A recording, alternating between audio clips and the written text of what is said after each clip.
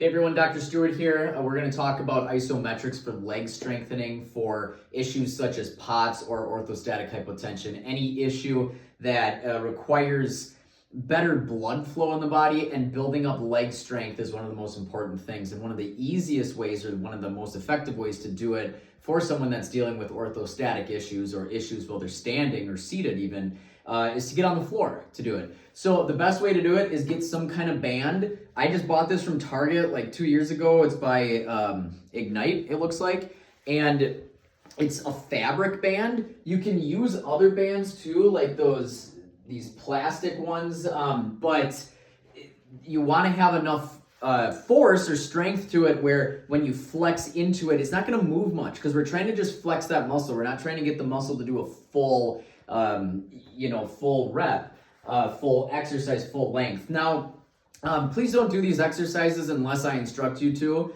as well as what type of prescription it is with repetitions and sets and all that. So we'll talk about that one-on-one as a patient. The first thing we want to start with is the calf exercise. So we'll get on the floor, we lay our head back, okay? And Ashley, if you want to come around so you can see from the side, you want to have a pillow support your neck and just relax on the floor. That's going to be the best way for someone that's dealing with lightheadedness from standing. And then you put the band around your foot, around the upper part of the foot, and then you just push with the foot, with the upper portion, the ball of the foot, the toes, all of that. So you just flex into it like this, okay? Get that flex, hold it for a moment or two, and back down. And we switch to the next side whenever we do the set amount of repetitions that I've recommended for you. So we'll repeat that for 3 sets or whatever that we recommend. So that's the calf exercise.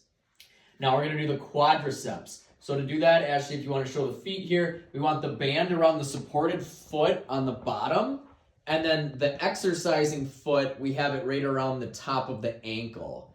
And all you do is flex right into it and relax. Flex, relax. So your supported leg is flexing to hold down the band, and then the flexing leg, the active leg, is kicking right into it on this side. So when we switch, we just move it around like that. So we're supporting it and flexing into it and flexing into it.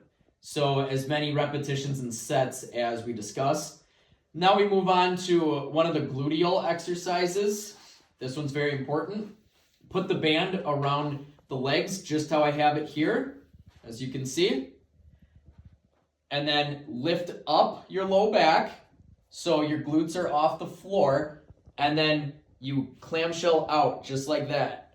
Back, out, back. So we're flexing into the band.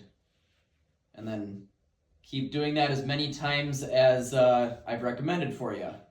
Then back down, and that's for the glute medius, minimus, a little bit of maximus. Now let's move on to hamstring. So we flip over for the hamstring, and you can see how I have the band. We wrap it around the supported leg, which would be the left side here, and the flexing leg is the right side where I have it around the ankle.